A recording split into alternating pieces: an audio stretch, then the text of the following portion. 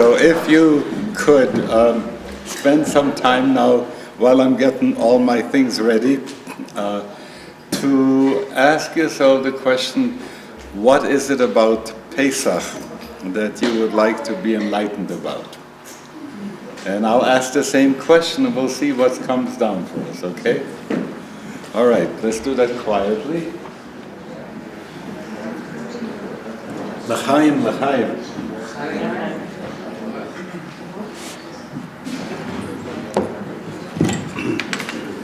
There was a wag who said, why is it that on Purim we have to drink so much? And the answer he gave was because we have to drink 4 cups of wine on Pesach, so you have to start getting ready for it. Because they tell you that 30 days before a holiday, you have to teach about that holiday, so that people will be ready for it. 30 days has this... The mic is on. The mic is on. So I have to eat the Your microphone is... Oh, sorry. thank you. It fell into another place. All right, let's see what we can do with that.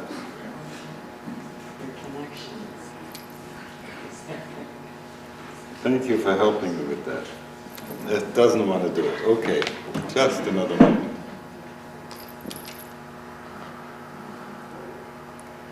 I see what was happening.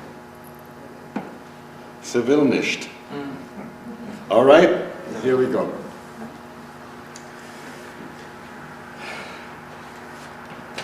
There's something that is so strongly connected with being Jewish that when I ask myself how many Jews today are involved and feel it, I'm afraid not enough. There is that which keeps coming out, Zecher Litziat Mitzrayim. It's in memory of going out from Egypt. And when you see that we are talking about, it would be good to get some help outside to raise the volume a little bit, then I don't have to kvetch so much about it, because I'll forget. Mittendrin I get excited and then I go like this. All right. Thank you. Is that better? And how now? No. A little more volume. It's happening, it's not happening. It just started. See, 30 days before Pesach, you have to learn how to kasher the pots. It was so wonderful when one time, the year was 1969, and I was at that time in Boston, and it was the year that Chavarat Shalom was founded. And here it's Erev Pesach, and I have the blowtorch in my hand, and I'm going to the stove and, doing everything that you have to do. Thank you, that's better.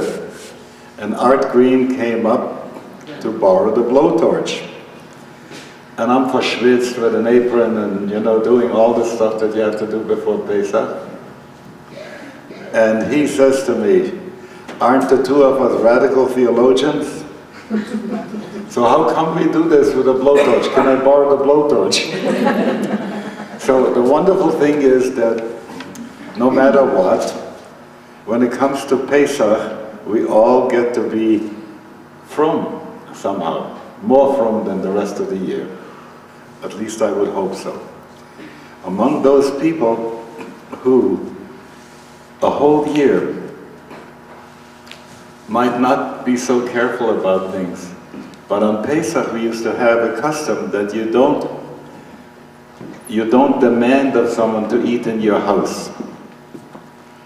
You offer, but you don't get broiges if they don't eat. Why? Because this one doesn't eat gebrocht. You know what gebrocht? Since matzahs are baked and are dry, But it's also possible that in the middle of the matzah there should be a couple of grains of flour that haven't been baked through, and they'll get wet in the soup if you put in the falafel into the soup. So therefore, there are some people who say, I don't want to do that because we are so concerned that there might be a ma shehu. Ma shehu means the slightest amount, a barely something of chametz that'll come in, and on Pesach that would spoil things, that would hurt things. So I want to go and talk a little bit about those issues that have to do with, oh, he's telling me another one, all right.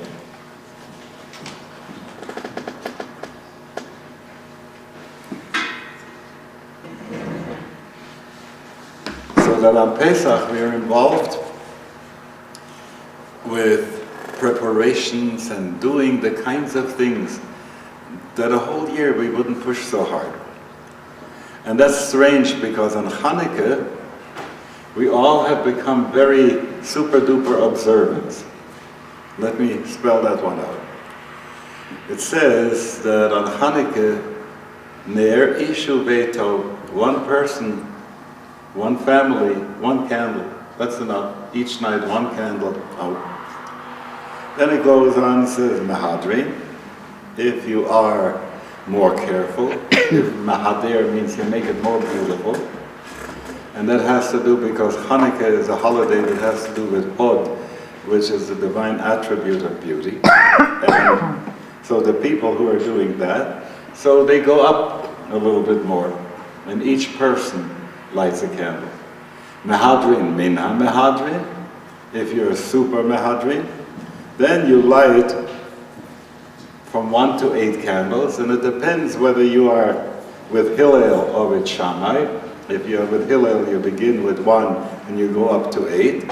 And you're with Shammai, you go from 8 down to 1. And so, in our home, with the electric menorahs that I have in the window, I'm mehadrin min mehadrin min mehadrin. The first night I put on one menorah that has only white lights, 8 of them.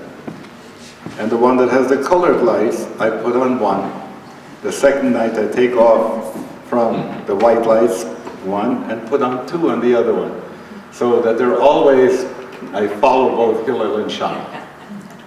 When it comes to Pesach, we are not doing it so much for the beauty as it is for a kind of zihirut, a carefulness that brings us to shine. It's trying to get us to radiate something special. Now, if you figure that you are making Pesach yourself, the answer is no, because Rosh Hashanah, Yom Kippur, we have to do the work because it begins with Ani Ledodi, Vedodi Li, I begin to do that holy work, and finally I get to God that way.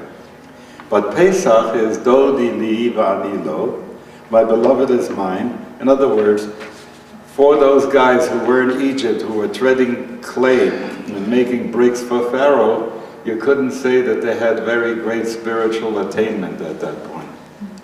So it says that if God would not have redeemed us at that time, we would have been lost because we were already in 49 gates of defilement.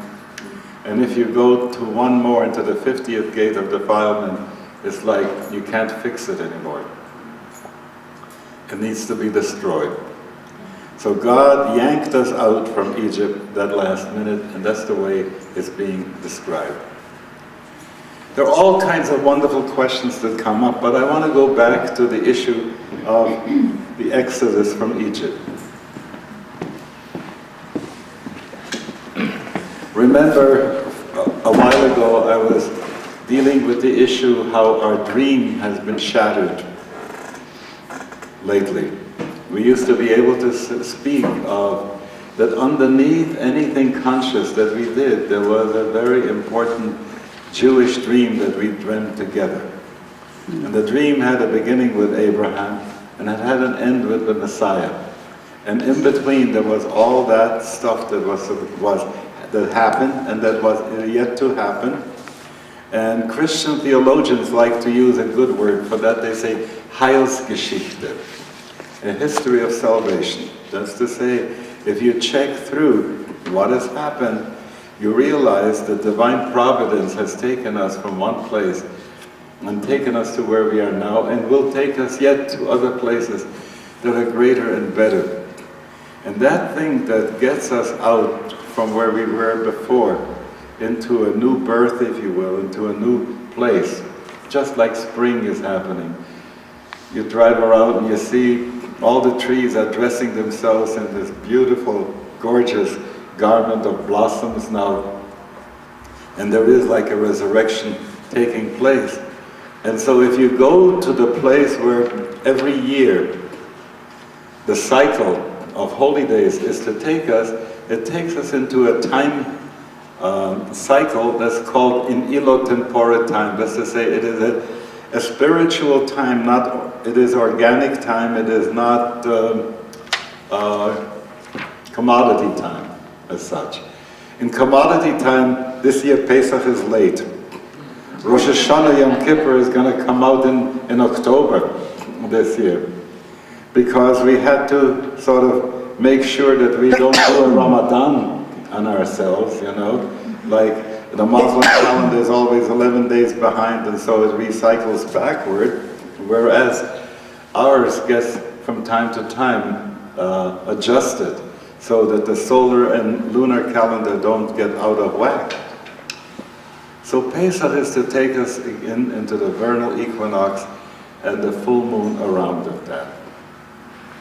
And so we see that in nature, at least in the northern hemisphere, I have to add in the northern hemisphere, because when I was in Brazil, or even talking to people in Australia, where they have to have Pesach in the fall and Sukkot in the spring, it's a real question, how should they handle that? You know, should they go with how the land is how it is in Israel, which is still north of the equator, or should they go to where they are? And there hasn't yet been a satisfactory answer to that. I once suggested to somebody from Australia that when it is Pesach here, they should have Pesachiks, but in the Sukkot. Right? And when it is Sukkot here, they should have a Seder, but not necessarily with matzahs, you know. But it should have karpas, all the green stuff, because they're celebrating spring at that time. There was a thing that happened when the people who answered questions didn't have a sense of geography. So when somebody wrote once from New York, where when you write out a writ of divorce, you always have to write on the writ of divorce on which river the city is located. Why is that? Because Stratford on the Avon and Stratford on the Thames are two different Stratfords. Frankfurt on Main and Frankfurt on the Oder. So you had to make sure to designate on which river the city is located. So that was pretty clear that you had to show that. So the question came up that in the beginning, when people lived on the east side, they would write a get and say, the city of New York, located on the East River. And so then they discovered there was a Hudson. So they wrote to Kovna and asked the rabbis in Kovna, should they now write the Hudson River or not? And the answer came back, check on a hot summer day, and if there is water there, then you write Hudson also. No, the wonderful thing is that, as you can see, someone who knew about geography and an atlas and so on and so forth would have come up with a different answer. And so when they wrote from Pernambuco, from south of the equator, how to handle that, so they gave them back the answer that they have to conform to the northern hemisphere, and since that time, that custom has embedded itself. So it's very hard to shift that. Although from a more Gaian point of view, you would want to be able to stay with the seasons, because so much of our holidays have to do with the seasons. So I come back to the question about going out of Egypt. It takes a while to be able to say to people, how much are you in exile now? What, we in exile? You know, we live here in America, it's a free country, and so on and so forth. But if you ask yourself the question of what exile is, according to the way in which we hear it in Jewish mysticism, two parts of exile were talked about. One is da'at, awareness is in galut. Our awareness is in exile. And the other one is the Amar Paro Livnei Yisrael Nevuchim Heim Ba'aretz, and Pharaoh said concerning the children of Israel, they're lost in earth things. Sagar Aleim Hamidbar, the power of the word has been closed off to them. What do I mean to say by that? Could you imagine people who have power to pray? Because we are told, Al tira tolat Yaakov, don't worry, worm of Jacob. That's a nice thing to call us, a worm. So the rabbi says it's not a bad thing. Ma tolat ein kocha ela befeh. The same way as a worm has great power with its mouth, so we have a great power with our mouth. When we pray, something is supposed to happen. So how come we pray and nothing happens? And the answer is because Sagar Aleim Hamidbar, the power of the word has been taken from us. Hold on for a minute, because I want to go and do a little excursion. Do you remember that there are seasons for gurus? And there was a time when,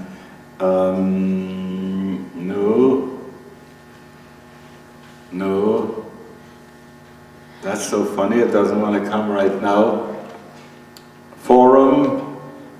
Werner Erhard, thank you. When Werner Erhard was up there. And one of the things that he did for people and did for me was that there was a group that was doing something that was called Mastery Foundation, which was for clergy. And Mastery Foundation meant that you would do the forum, and at the same time you'd also do contemplative outreach, the prayer of the heart, and you'd learn about both of these things.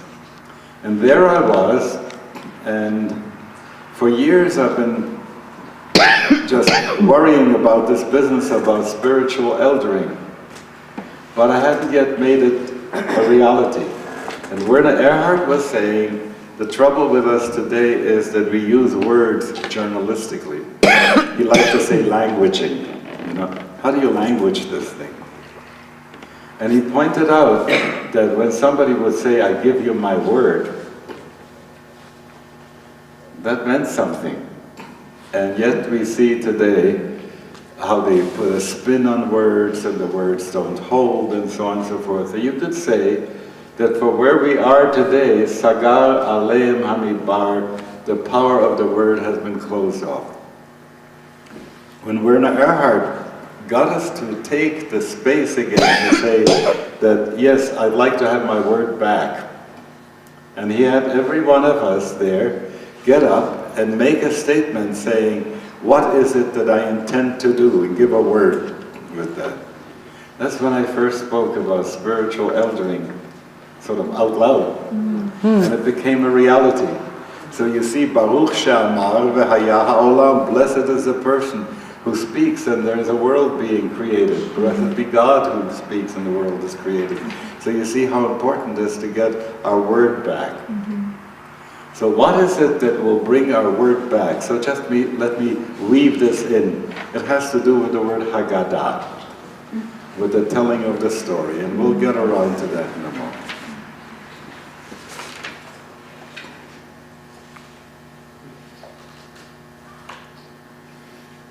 So when I look back and ask myself, what's the working hypothesis behind the work that I've been doing. It is,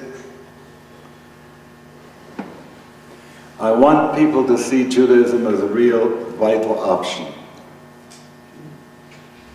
You know, in the world of ideas and in the world of practice, in the world of religions, in the world of ways, it's been a while since people, by and large, had looked at Judaism as a live option.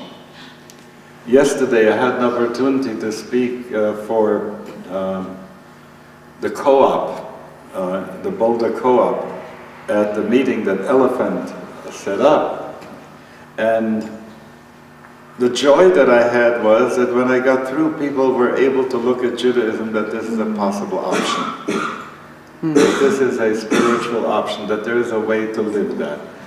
Now, if I were to say, what is it that I would like for us to renew here, is to commit ourselves to this vital option, and it can't happen without that ingredient that's called Yetziat Mitzrayim. Let me give you an analog.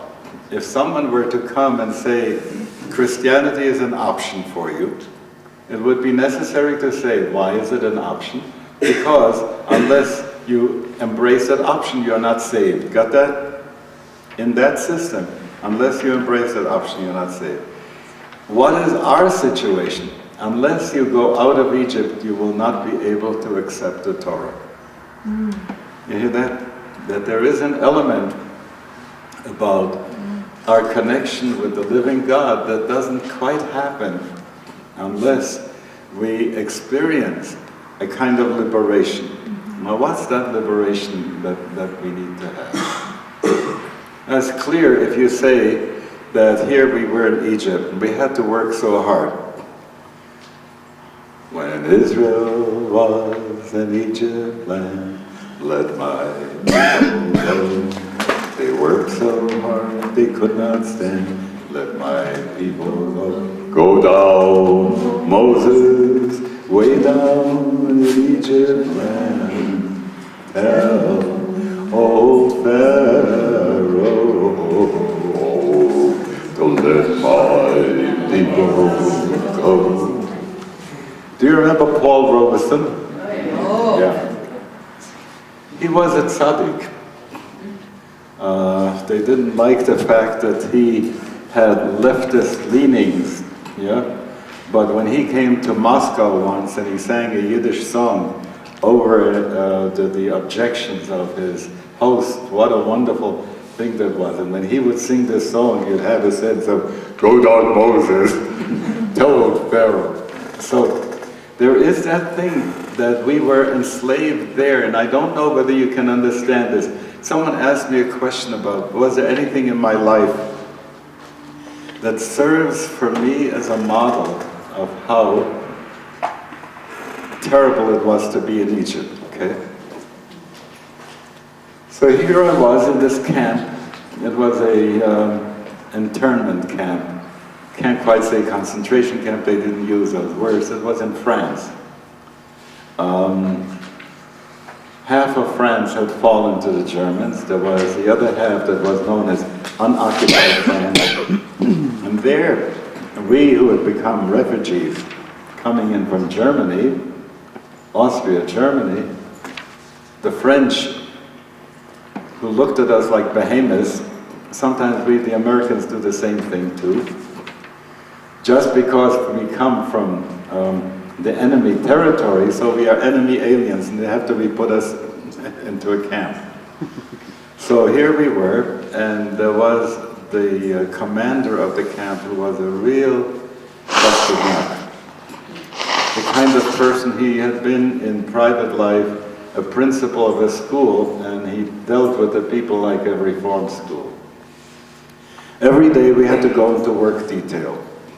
At one point he tells us, go into this field, and they show us the field, and there were rocks in the field, stones and rocks in the field. He made us dig them up and clean up, you know, make the field nice and even. And you know what? We were eager to do it. because we figured then they'll tell us to grow a couple of onions there, a couple of some carrots, so that the food that we had, which was wormy rice and wormy peas, that was the daily food that they gave us, would have something to supplement that. So we worked with alacrity at that. We're singing, everything was fine. A few days later he comes back and says, who dared to take those stones out of the field where it was before? Put them back. And I want to see you put them back exactly where they were. In one hand he used to have sort of like a steel whip, you know. And the other one he had a gun. And he told us to go and put these stones back. I want to tell you, the pain that it was to do anything, to lift up a shovel and so on and so forth, was too much. It was very clear that this was not work that was given to us to do to achieve something. It was work that was being done just to trouble us, just to humiliate us. So I remember I took up a hoe there at that point and just came down on a rock, and the last thing I saw was a spark coming out from there, and I fainted.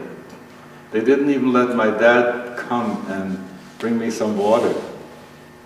Later on, the dog came and licked my face, and I got up and made my way back to the bunk where we were staying. The bunk was a stable where they had us. So when Pesach comes, and I get to the place, Vayimoru et Chayeihem, and they embittered their lives by avodat kosher, and they made us do avodat haperech, which the rabbis say is avodah hamfarechet et gufo shel adam. It is work that breaks the body apart. It's not work that you feel that you can enjoy because you see you're doing something. It is work that hurts you with every step that you do it. It is to humiliate and to hurt people. So, I've had an experience that made me feel what avodat haperech is. I don't know if many people here in America have had an equal thing, but if you open your mind a little bit and you see the trance in which we are, that look at how little leisure time, downtime we have today, with all the labor-saving devices and with all the things that we have to do.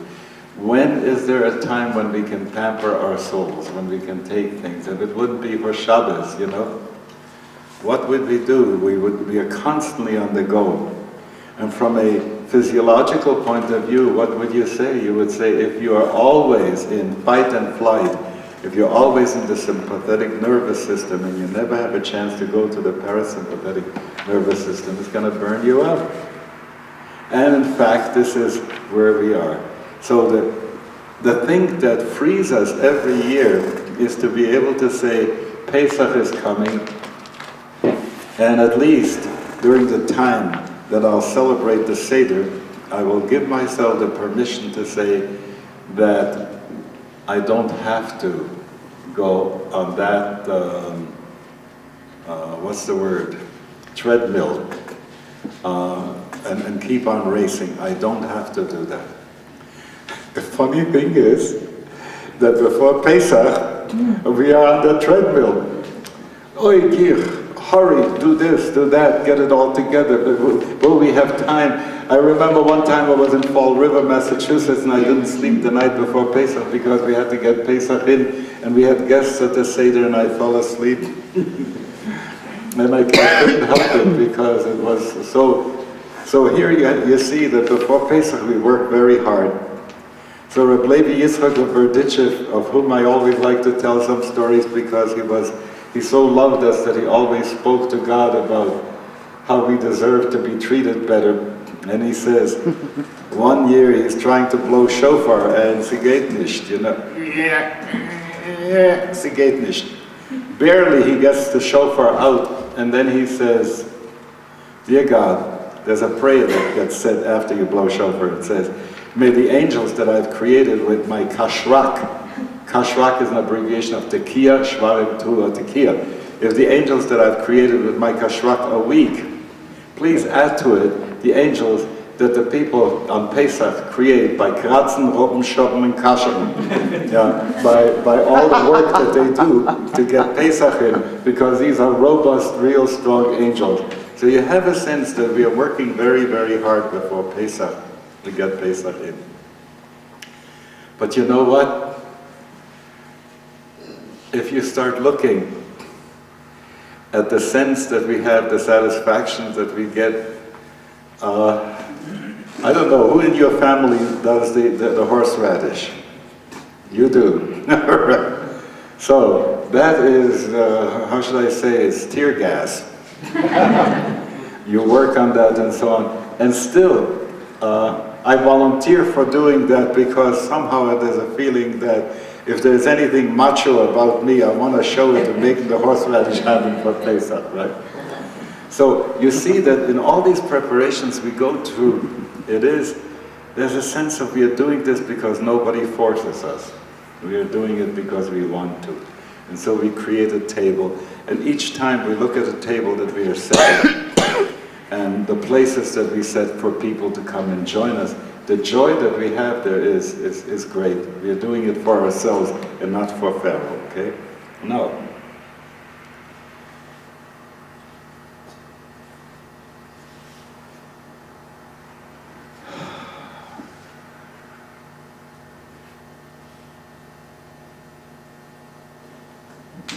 When I think of the trance in which we are, from the media, from everything else, where we don't see what is it that our soul wants us to do, but we see largely, you know, what is the expectations that society, that people have around us all the time. And we feel we have to live up to those expectations. We find ourselves in that kind of a trance.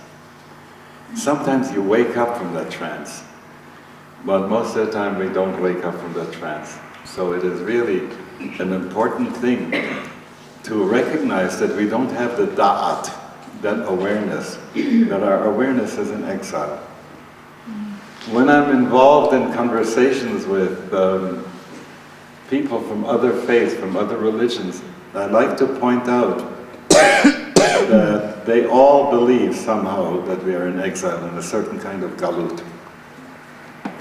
Christians will recite in their Salve Regina that we are the exiled children of Eve, for instance.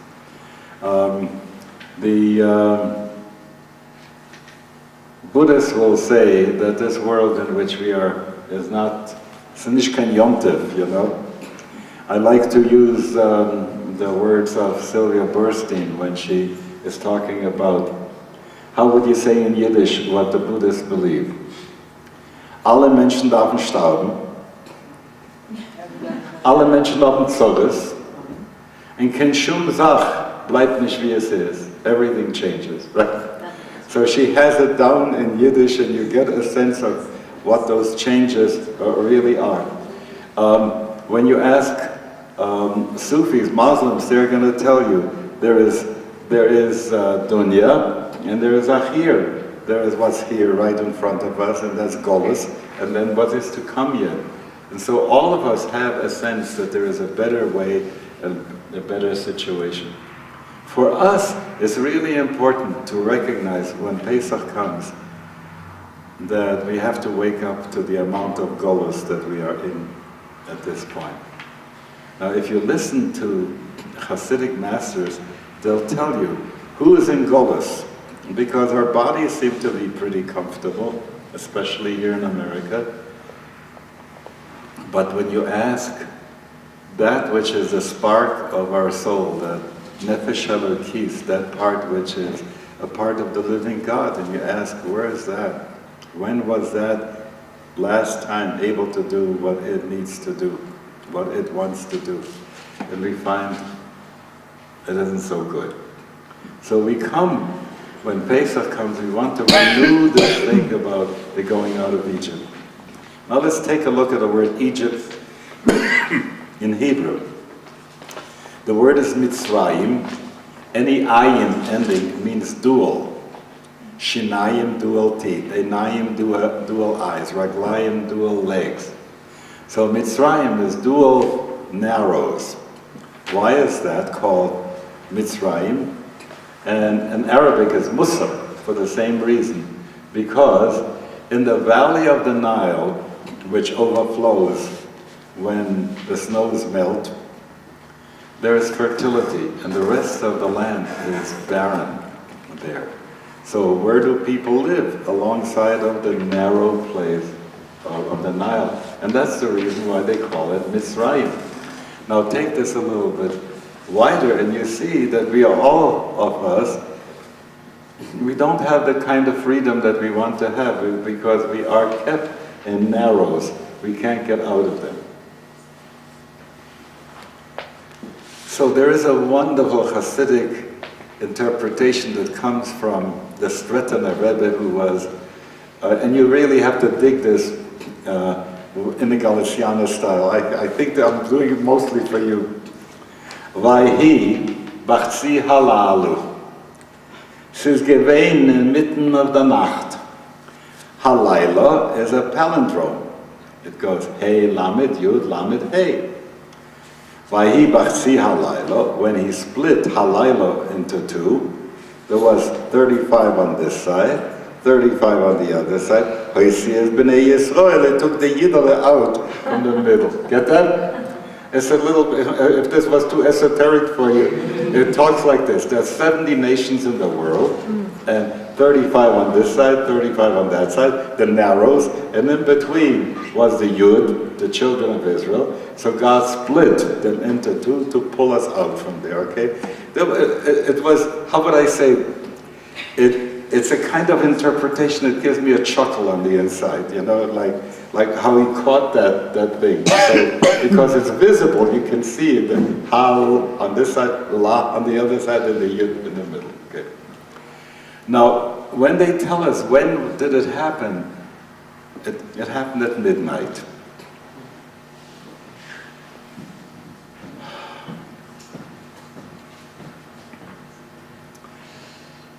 When people were singing in the ghetto, Sag shekemol, also gehst dem letzten Weg. Don't say that this is the last journey that you're taking. Because there still was a kind of hope. It was a way of saying that when it comes to midnight, to the darkest time, in the middle of the night, that's when redemption can come. And that has something to do with giving up. It's almost saying that a certain amount of despair is necessary before we can get helped. That brings me to the issue of what is it that we need to get rid of the chometz about. Now if you look at the word chometz and the word matzah, and everybody has commented on that you have in chometz, you have mitz, in a matzah you have mitz. And the only difference is that there is a hey on this side in matzah, and there's a ch on the other side. The ch is closed, the two legs are closed. In matzah there is still a little opening. And so what they're telling us is that pride is what represents chometz. The fermentation that goes into the flour. When you see that you bake bread, you bake challah, and you let it rise, and you put the yeast inside so that it should rise. So all year long we can say, Shebechol halilot anu ochlim chometz or matzah. Sometimes we eat chometz, sometimes we eat matzah. And during the year, chometz is not forbidden. Get that? That's a very important element.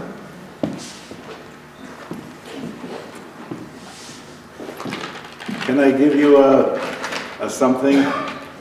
Yes, something? A cough drop or something?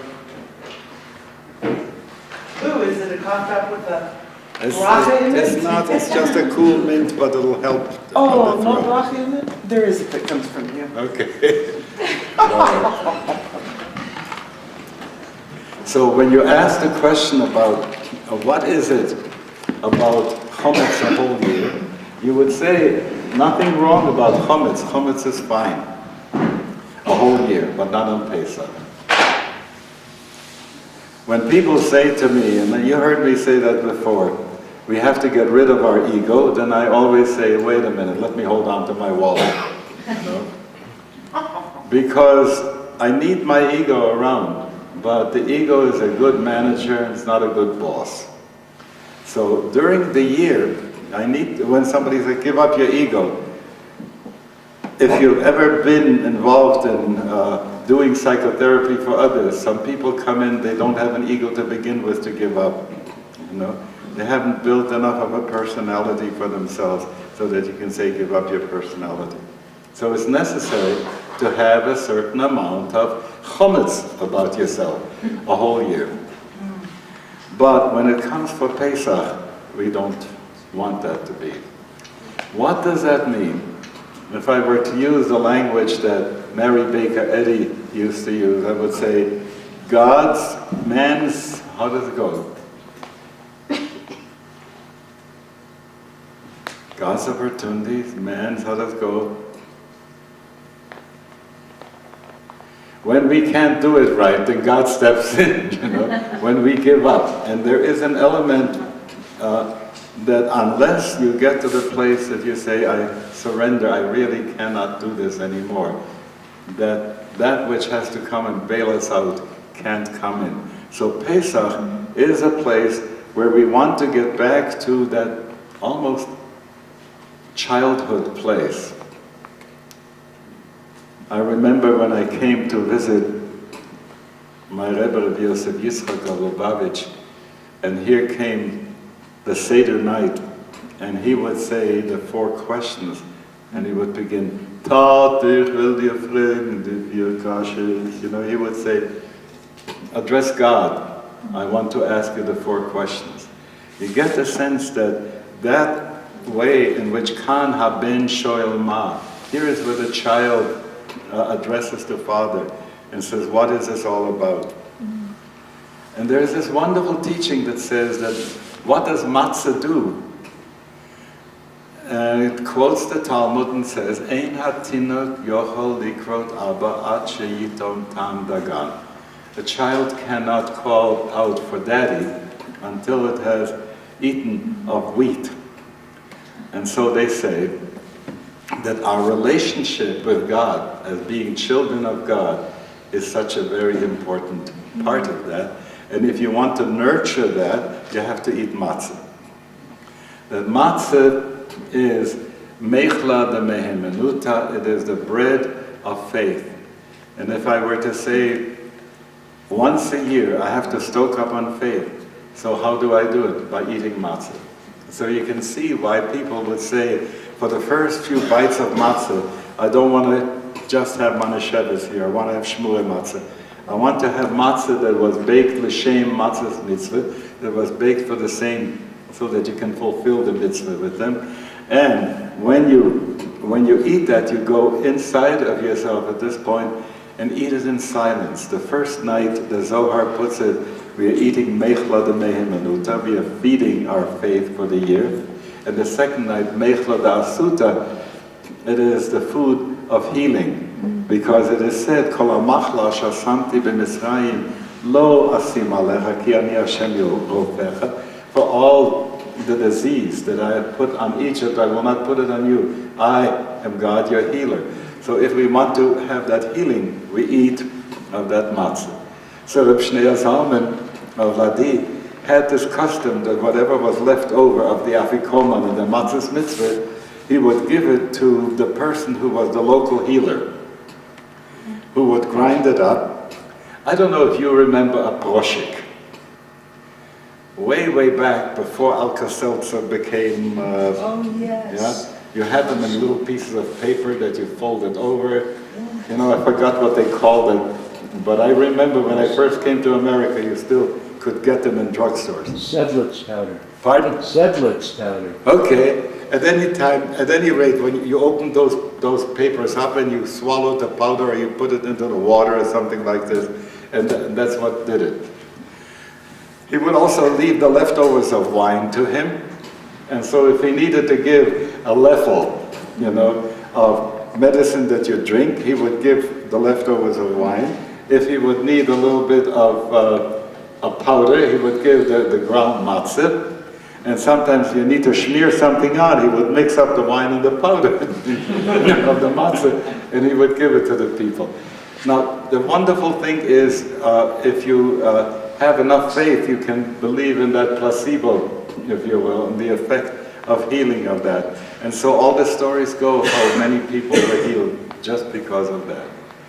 I like to leave over bits of matzah each year for the same reason, and if it turns out to be that someone needs something, I give it to them, because at the time when I save it, I have in mind that this should be for healing for people. No. So most of the time people keep on chatting at the Seder, and they don't allow for any silence. But when you make the blessing, Asher Kedishanu Mitzvotav, you commanded us to eat matzah, and you make the hamotzi, and then you eat that matzah, it deserves to be eaten in silence. The other day I was sitting and studying the piece where it says about matzah being the food of faith, and you could see why elsewhere they treat communion in this way. In other words, figuring that in this and by this you eat something that is really special, that's going to come into you and have the sense of being healing and helping the faith to grow. Now, at this point, I'd like us to do a little bit of something in preparation for the Seder, and let me spell that one out.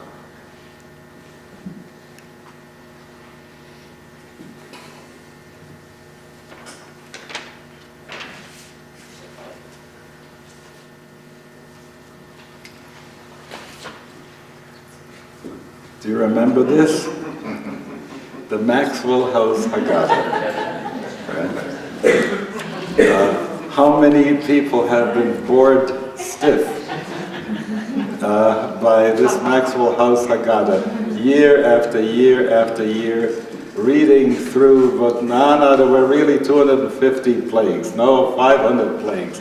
And you go through and you hear that conversation and you say to yourself, what's this got to do with me? When you go back, why do we have a Haggadah? Why do we have a Seder in the first place? And that was pretty clear when I was sharing with the people in Dharamsala, when they were saying, how are we going to handle being in the diaspora and keep our culture together? I suggested that they should have a Seder, which at the end of their Seder they should say, Lashana Haba Belasa. Next year we want to be back in Lhasa. And what should they do? Not matzah, but sampa, which is the barley food that they have, and buttered tea, and all the other things that would remind them of their history, and then tell the story, because telling the story is important. There is an element in the Haggadah that has to do with witnessing. 4 times the Torah tells us you have to tell your children what this is all about. And stronger than any other holiday that we have had, Pesach comes year after year. And what can you do? 2 days before Pesach, I get those phone calls that say, I need a fix, a Seder fix. Can you fix me up with a Seder? People come out of the woodwork at that time, remembering that this is Pesach time and they need to have a Seder. And that's so wonderful, because more than anything else, the Seder brings us back and renews us in that relationship of faith that we have with our people. So what has to happen there? What has to happen is that we tell the story. Now if you tell an altamaisis, just to say you tell an old story that happened way, way back, that doesn't seem to interest people so much. But if alongside that great epic story of the going out of Egypt, you can also say, and here I was in this situation, and I found myself in such a Mitzrayim, in such a place where I couldn't turn this way and I couldn't turn that way, and I needed God's help. And I can tell you, I was delivered at that time. What an amazing thing this has, because it invites other people to tell of instances in which they were there. I give you another one of the instances in my life. My papa, Oliver Sholem, had been transported after Kristallnacht to the Polish border in Zbonjin. He was expelled from Austria and Germany and sent to Poland. Papa didn't want to be in Poland. He snuck back on the next train and came back to Austria. That saved our lives. But we heard we couldn't stay in Austria either, because Austria was a police state, and if you had already been deported, you couldn't be for 24 hours in one place without notifying the police where you were. Meldezettel, they called it. So, what could Papa do?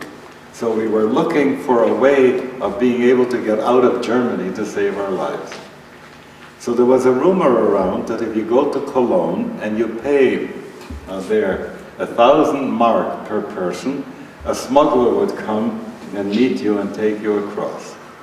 So we went to a flop house where we stayed, because again, for the same reason, we couldn't register in the hotel, and stayed in Cologne. And Papa went to that cafe where the smuggler was, gave him 1,000 marks per person, and that left us empty because he couldn't take any money across with you. And then we made our way out past the German border guard, and we were waiting for the smuggler to come, and the smuggler didn't come. Can you imagine, how are we going to go to the police and say, he ripped us off, you know? People who could do this to other people under such duress, under such stuff, I mean, the cruelty of that, it isn't just greed alone, you know, it's cruel also. So here we were standing at the border, the sun was about to set. We have no idea how you go across. There were those dragon teeth that on one side were the Maginot line, and on this side were the Siegfried line. And so we didn't know where to go and what to do. I tell you, I davened mincha that time. It was such a prayer, you know, because to go back wouldn't be so good. The Germans would have, some of us had heard that those people who tried to get across were then sent to Dachau. So standing there and waiting, and finally someone comes, and I just felt it was like Prophet Elijah, who was somebody who was smuggling like us across from Germany into Belgium, and who finally agreed to take us if we would give him the last 10 marks each that we had to take us across. It was a journey in the middle of the night, and every few meters we had to crouch down because the Belgian border guard was coming across with the lights. And we made it across, and we finally got there. To me, that is a story that I can tell and say, in my life I experienced a Yetziat Mitzrayim, going out from Egypt. Now that's dramatic, okay? But there may be some less dramatic stories that each one of us has. So I'd like you to sit for a little while and reflect on what story you have, and then turn to your neighbor and share the stories in preparation for Pesach, so that you can get hold of your own Egypt and Exodus thing. So we'll take now some time for that. Go ahead. I hope you have had an opportunity to share with each other. Anyway, And you're ready now to continue. You're not ready to continue? Maybe, okay. Let me just use the next little while to tell you a little bit about freeing the Seder from the Maxwell House Haggadah, how we might be able to do that.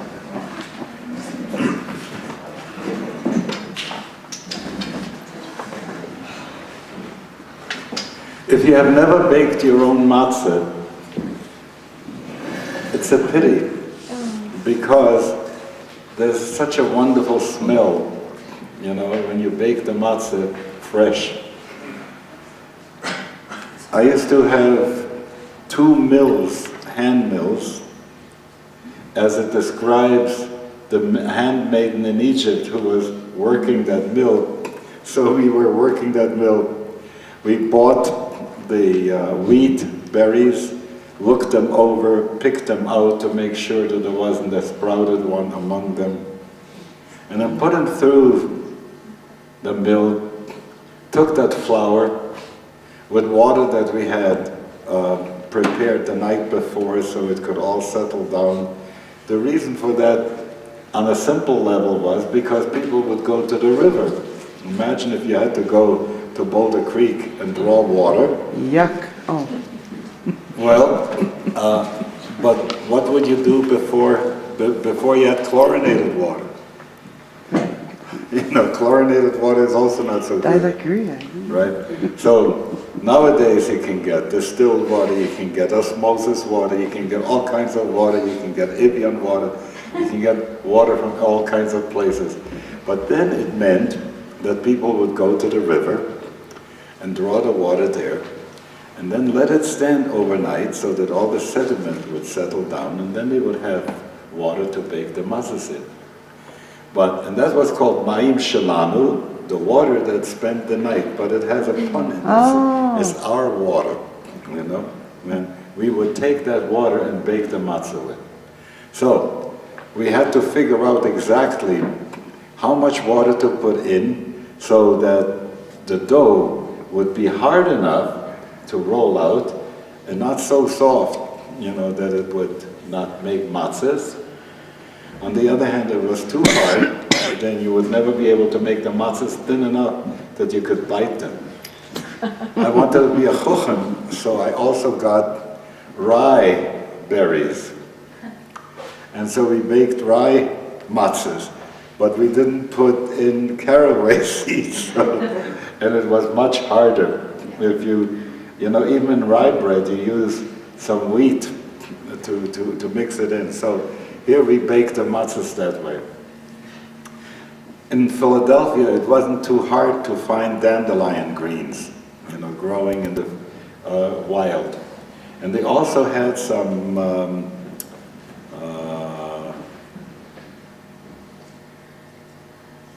chives, wild chives that would grow. So I would want to dafke take, instead of going to buy these things, I wanted to get the dandelion greens to be for bitter herbs, and the chives to be for karpas, so that everything that we could do, we would do it handmade, we would do it from nature rather than buy, because that's how you own that thing. Then, when the Seder was ready, we would build the Seder plate, and building the Seder plate, and I've talked about this before, but let me just refresh your memory. The 3 matzahs represent Chochmah, Bina, and Da'at. In other words, wisdom, understanding, and knowledge. And when you see them, the first matzah, the middle matzah is the one that gets broken. And so there's a lot of teaching about that, but the 3 matzahs are hidden. And it's just very much like the 2 cerebra in the cerebellum are hidden in the skull. You got that? So these are the brains, as it were. Then you have the Seder plate representing Malchut, and then you have the 6 items that you place there, and some people will also add the what? Orange. The orange for women rabbis, and on the Seder plate. And setting that up is always the thing in which you can tell have people raise the question, why? So that as children, if there are children around the table, and if not, we are the children around the table. So we start saying, why this here and why that there? So that the discussion can happen. Because as the Torah says 4 times, if your child will ask you, you should answer. You should give the answer. So we have the 4 children of the Haggadah. One is wise, the other one is wicked, we say. The other one is the simple one. The other one doesn't even know what questions to ask. Yeah. I'm smiling. Yesterday I was being interviewed by someone who was a She'eno Yodea Lishol, who didn't know what questions to ask. and that was sort of fun. But you see that as you have these conversations around the table, they're more important than the recital of what's in the book. So if I want to say, to someone, how ridiculous it would be if some child says, "Daddy, why do we do this?" And he says, "Shut up, Junior, and read the Haggadah." It would be the opposite of what should actually happen there. So you want to encourage a lot of the conversation. Before we sit down to the Seder, I usually ask people to give a thought to what kind of things they're addicted to, which they would like to be able to leave behind, like the Egypt. And then to ask the question, what is it that you need to have at your Seder, that unless you had it at your Seder, you wouldn't feel that you had a Seder?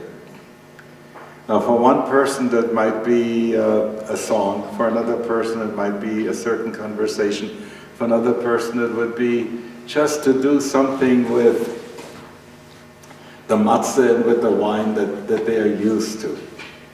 So the question of what is it that you need to have for your Seder has to come in at the beginning. The reason for that is because according to the basic rule, when the Paschal lamb was being sacrificed in the temple, you had to have all the people accounted for before you even slaughtered the lamb. Al Pesach eno nechal ela lemenuim. You had to account for all the people. You will be in this, and you will be in this, and you will be in this, and so on. And from this we get the word minyan in the first place, the counting, because we had counted all the people who participate of that.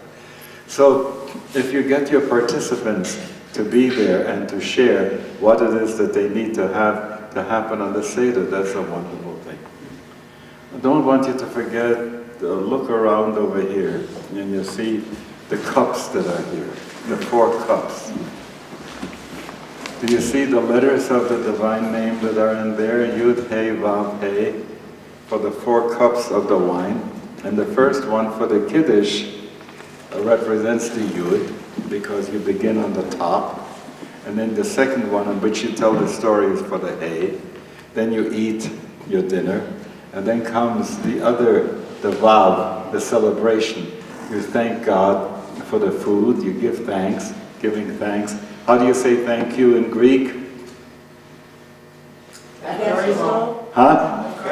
Evcharisto, from which you get the word Eucharist. Okay? So that's the thanksgiving that you do at the end of the meal, and then you recite the Hallel in celebration. Then comes the cup of Elijah, and for the cup of Elijah it's always good to, first of all, have some questions ready that you would like to ask Elijah this year. If you could, what kind of enlightenment would you like to get from Elijah, who is the one who answers questions? If there is a situation where you need to have reconciliation between generations, between parents and children, that's Elijah's job too. And so when you think of these things, and then you can, in silence, open the door. There used to be a formula that was recited that I don't like to recite anymore, that has something to do about pouring out wrath upon the nations that know thee not. So that's one of the things that I'm guilty of not reciting. Okay? But then when we think of Elijah coming in, to ask the question that really is a deep question that we have. Now, when you say, what does it mean to have Gilui Eliyahu, to have a revelation from Elijah? So Rabbi Elimelech of Lezhensk says everybody has in himself a nitzuz, a spark of Elijah. And if you can waken up that spark, it might give you an answer that you need. So then afterwards, if you can have people share with each other, what was your question? What answer did you receive? Because why is it so important that you should talk about it? Because if not, wird es ausgewebt. You have so many insights that you've had in your life and they all disappear the next day. Why is that? Because you didn't, how would I say, you didn't save them. And how do you save them? By talking to each other, by sharing, and having somebody witness what your insight was, and they can also remind you the next day of what's happening. Then what we usually do is we share the wine from the cup of Elijah around the table. And so if you take that cup and you pour a little bit into your cup and you hold it up and you say, I got from Elijah this, and then you drink it, you know? So you internalize it that way. And then you celebrate at the end Chasal Siddur Pesach.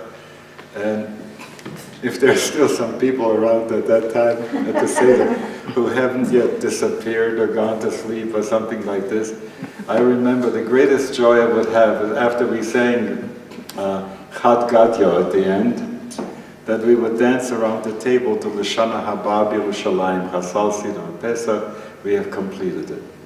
So that's what I want you to think about. And in preparation for Pesach, it becomes really important to check the ingredients, to kasher the home, to make sure that at least for that time you can take that part of you that is willing to observe and to fulfill the thing and give it free range to be able to do it at that time. Rabbis used to not go to travel to their Hasidic masters on Pesach. They would come on Shavuot. Why? Shavuot was called in Lubavitch Chag HaMatzos. The matzos, but matz stands for the abbreviation of Moreh Tzedek, means the rabbi. Because they could then come to the Rebbe because they wouldn't have questions about what's Pesach and what's kosher and what's not kosher and so on and so forth. So there are all kinds of questions and you have a right to ask them. I won't do at this point a workshop about what can be used for Pesach without a hechsher and what needs a hechsher. I'll leave this up to you to ask the questions when you're ready to do that. But I thought I wanted to give you that kind of an overview of Pesach and share that with you. If there are any questions that you now have, I'd be glad to answer them.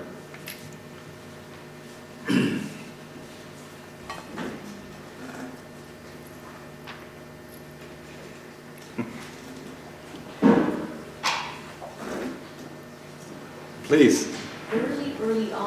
Early on, and I can't remember the context. You said a saying, blessed is the one who speaks or says a word and there is a world. Yeah. Where does that come from? It's in the prayer, in the daily prayer book in the morning. Really? You know, the problem is that most people, if you have, some people never got into the Hebrew, and if they didn't get into the Hebrew, they didn't have a good translation. And the old translations that used to be printed had to do with vouchsafe unto us and bestow, O Lord, and so on and so forth. And that's not quite the language that speaks to us, but when you speak it in the vernacular in a direct way, you get to hear it differently today. Yes. Anyone else?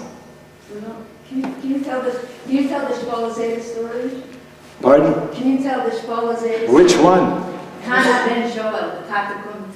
You gotta go and tell it yourself. I'm sorry, I don't know which one you mean, so you're implicated. Come.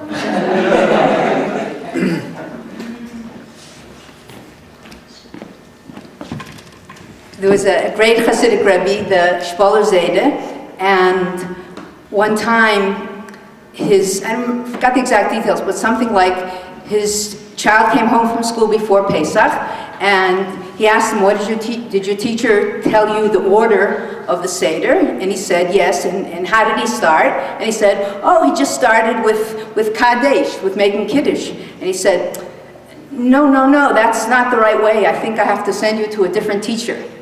So he explained, I forgot whether he explained during Pesach or before, he said, in the traditional Yiddish Haggadah, the introduction to the whole Seder begins that the father comes home from shul and he makes sure to make Kiddush right away in case the children will fall asleep. So he said, if your teacher didn't tell you that part, he missed the whole point of the Seder. So he said, well, what was the point of the Seder? What is the point of the Seder? That, like Rabbi Zalman said, God is also the Tata. We also ask God the questions. And when God comes into our homes on Pesach, we want to make sure He sanctifies us right away, lest we fall asleep during the exile. So that's the whole point of the Seder, to wake us up before we go to sleep so deeply that we can't wake up anymore. Amen. Amen. Since you started with stories, I got to tell two things, and then I think we're going to stop. The first thing is that when you check out and you see who is called a child of God, in Christianity only one person. In Islam, you speak about surrender. You don't find that thing that says we are children of the same substance with God, except Banim atem la Hashem Elokeichem, as it says, we are children to the Lord our God. And so Pesach is what brings that thing that we are of the same being as God. So that's an amazing part. The other thing that I want to tell you is a story about Rabbi Yitzchak again. And I must have told that story before, but so it always bears telling. Rabbi Yitzchak is sitting down to do the Seder. And the people are waiting new, and he says, and he asked two of it, he had labeled a Schwarze and labeled a Geller. Two of his people who were shamosim, who were serving, helping out around the house. And he tells one of them, I want you to go and look around for a piece of bread. I need a piece of bread, and it has to be taken from a Jewish home. So please go around all over Berdichev and get me that, because I need it for a healing for somebody. The other one, he says, I want you to go and bring me smuggled tobacco for which they hadn't paid any duty to the Russian Tsar. Okay? He sends those two guys out, and he's waiting. They're sitting around the table waiting and singing. After a while, the two of them come back. The first label is sort of roughed up. Meshigabister, are you crazy? Bread, nobody has any bread around.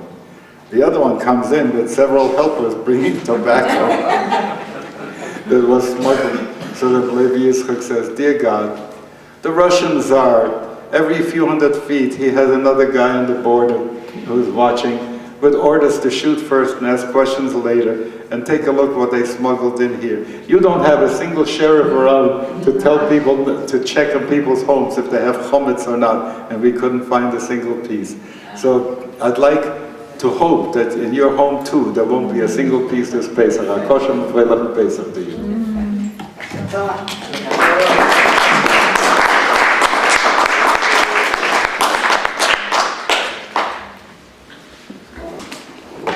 Please. What I find is I can relate to the whole story of being in exile and coming out of that, and I find that what parallels my life is that I end up